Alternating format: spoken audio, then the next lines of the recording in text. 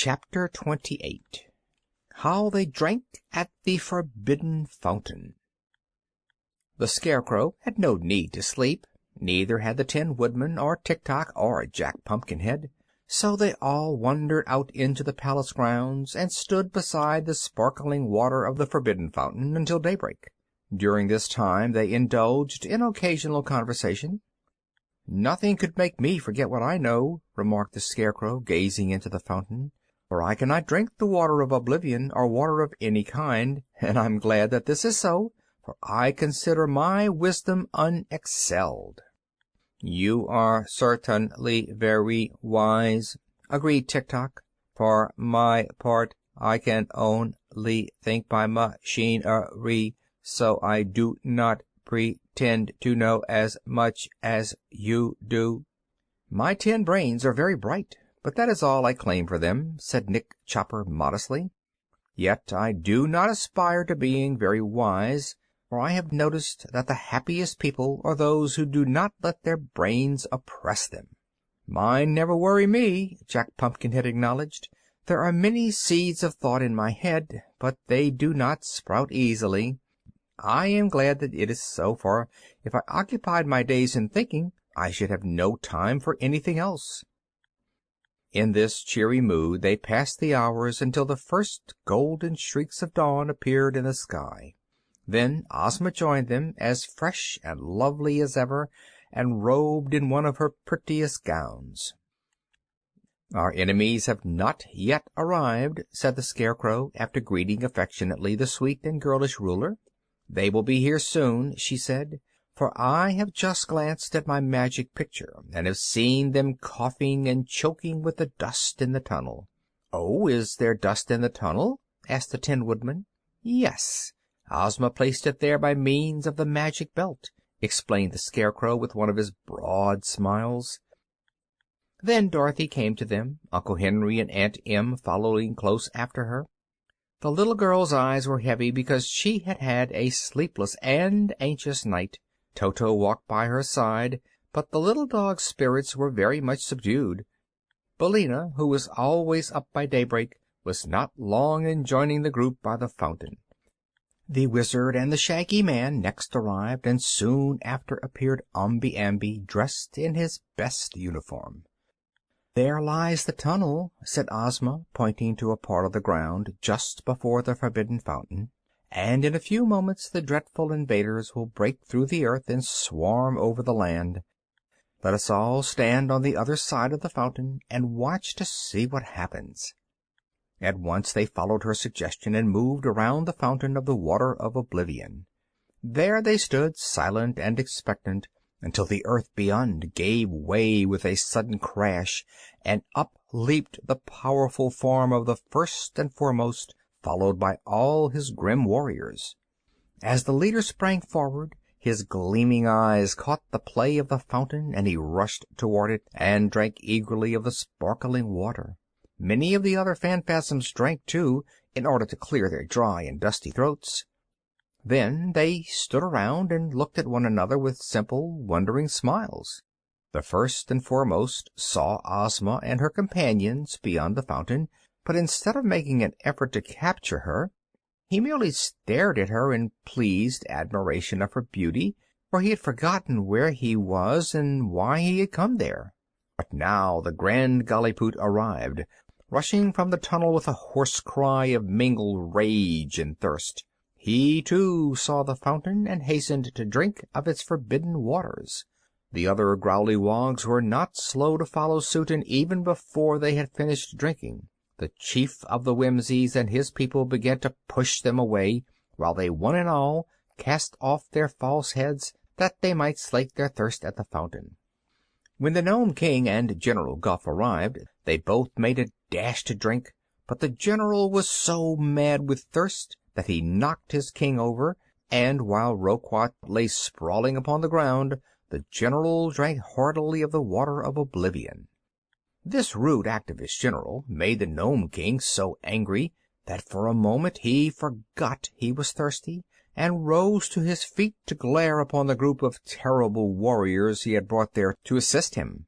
He saw Ozma and her people, too, and yelled out, "Why don't you capture them? Why don't you conquer Oz, you idiots?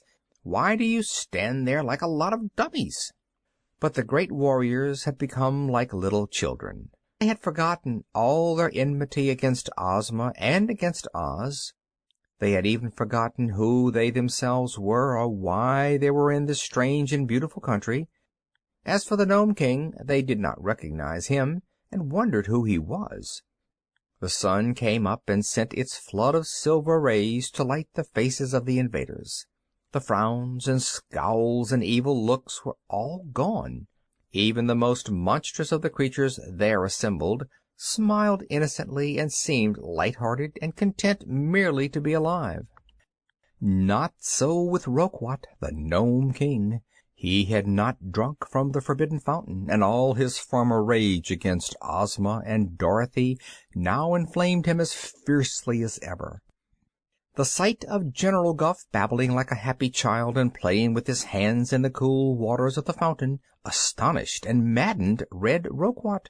Seeing that his terrible allies and his own general refused to act, the Nome King turned to order his great army of gnomes to advance from the tunnel and seize the helpless Oz people. But the Scarecrow suspected what was in the King's mind, and spoke a word to the Tin Woodman. Together they ran at Roquat and grabbed him up and tossed him into the great basin of the fountain. The Nome King's body was round as a ball, and it bobbed up and down in the water of oblivion until he spluttered and screamed with fear lest he should drown.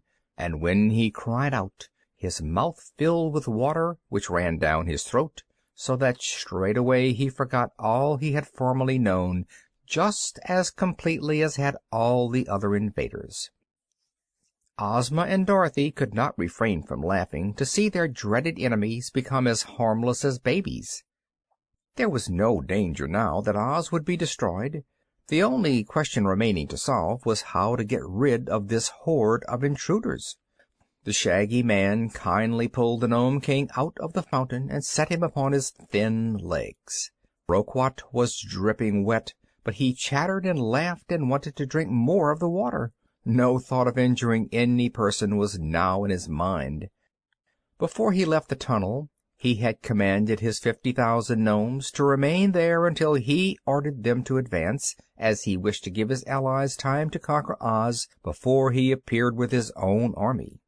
Ozma did not wish all these gnomes to overrun her land, so she advanced to King Roquat and, taking his hand in her own, said gently, "Who are you? What is your name?" "I don't know," he replied, smiling at her. "Who are you, my dear?" "My name is Ozma," she said, "and your name is Roquat." "Oh, is it?" he replied, seeming pleased. "Yes, you are King of the Gnomes," she said. "Ah, I wonder what gnomes are," returned the King, as if puzzled. "They are underground elves, and that tunnel over there is full of them," she answered. "You have a beautiful cavern at the other end of the tunnel, so you must go to your gnomes and say 'March home.' Then follow after them, and in time you will reach the pretty cavern where you live." The Nome King was much pleased to learn this, for he had forgotten he had a cavern. So he went to the tunnel and said to his army, "March home." At once the gnomes turned and marched back through the tunnel, and the King followed after them, laughing with delight to find his orders so readily obeyed. The Wizard went to General Guph, who was trying to count his fingers, and told him to follow the Nome King, who was his master. Guph meekly obeyed, and so all the gnomes quitted the land of Oz forever. But there were still the Phanfasms and Whimsies and Growleywogs standing around in groups, and they were so many that they filled the gardens and tramped upon the flowers and grass, because they did not know that the tender plants would be injured by their clumsy feet. But in all other respects they were perfectly harmless, and played together like children, or gazed with pleasure upon the pretty sights of the royal gardens. After counseling with the Scarecrow, Ozma sent Omby Amby to the palace for the magic belt, and when the Captain General returned with it, the ruler of Oz at once clasped the precious belt around her waist.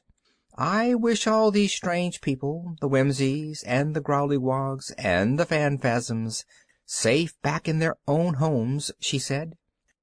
It all happened in a twinkling, for of course the wish was no sooner spoken than it was granted. All the hosts of the invaders were gone, and only the trampled grass showed that they had ever been in the Land of Oz. End of chapter 28.